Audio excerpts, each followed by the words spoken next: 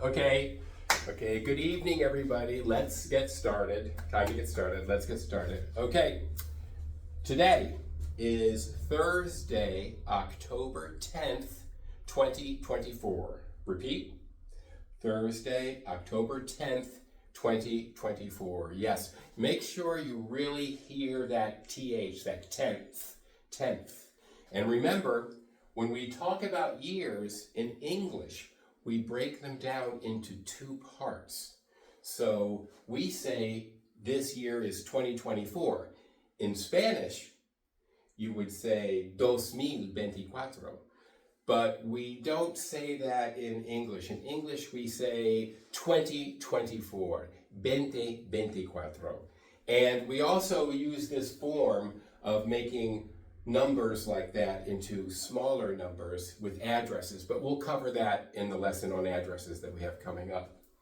All right, and tonight is 3 weeks till Halloween. Everybody excited? Yeah, thinking about your costumes? Great. So we'll talk more about Halloween and trick-or-treating next week and the week before Halloween, or the lesson before Halloween, but I wanted to point this word out here, this word till. What do you think that means? Yeah, it really means till means until. And until is hasta, tres semanas, hasta Halloween. And I brought this up because remember last week when we were doing our contractions with the verb to be? I am becomes I'm, and we write that with the apostrophe. The apostrophe, we take out the A, we write I apostrophe am, I'm, or you are becomes your. Again, we take out the A and it's Y-O-U apostrophe R-E. These apostrophes tell the reader that there's a letter or letters missing. And I know that we got this pretty well last week with I'm, your, their, we're, he's, she's, it's, but it also, the apostrophe shows up in other words too when we change the spelling. So until becomes till. And also, I just thought of this when we thinking about this lesson tonight. You know how we start and we say, let's start, let's get started? Well, let's, the word let's actually is a contraction for let us. So let us or let's is déjanos empezar. Yeah, so we're going to see the apostrophe doing a lot of different jobs in English. But the first one that we're getting to is when it indicates that the spelling has changed because we have shortened the word or made two words into one. So let's continue. Continuamos. Alrighty? Okay, great. So the homework, everyone did their homework and we reviewed the family members. Very good. So tell me, what is mother in Spanish? Excellent, madre. What is father? Padre. Very good. What is sister? Hermana. Excellent, excellent. What is brother? Hermano, of course. What is daughter? Yeah, hija. Daughter, hija. Son, hijo. Excellent, very good. Grandmother, abuela. Grandfather, yeah, abuelo. Excellent, excellent. So, very good. Let's just read these down together, okay?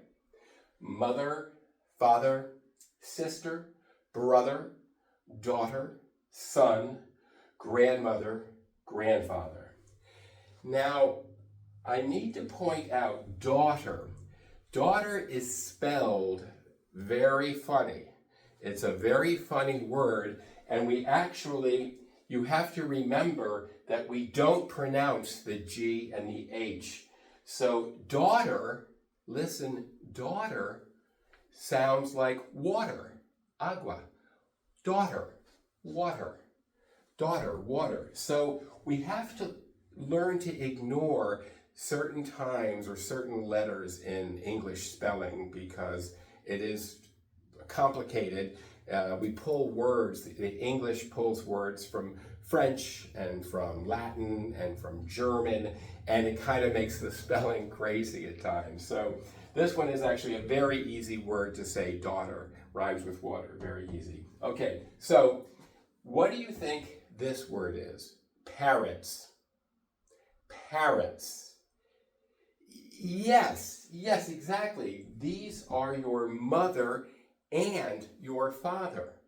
Your mother and your father are your parents.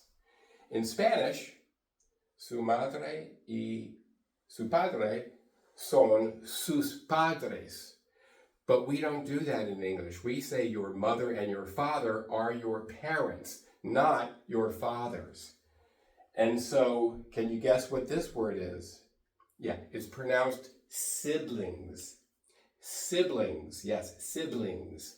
It's a funny sounding word. Siblings, yes. Siblings are your brothers and your sisters. So actually, siblings, it doesn't matter if it's a boy or a girl, a sister or a brother. It just means that you have the same parents. So in Spanish, we would say hermanos for your brothers and sisters. In English, we say your siblings for your brothers and sisters, or just your sisters, or just your brothers. I mean, it can be anything. It's not gender specific. Another really handy word to remember, we remember children, right? From plural of child, one child, two children. Well, in English, when we want to refer to your children, to your hijos, we would say, do you have children? Do you have any children? So we use that word to ask a person if they have a son or a daughter. I know, it's crazy. And then grandmother, grandfather, that follows the same, parents, and then grandparents. Yeah, no surprise, that's easy. Okay, very good. So we are going to continue in the white book. Get out your white books, and tonight we are on Unit 8. I think that's page 34, okay?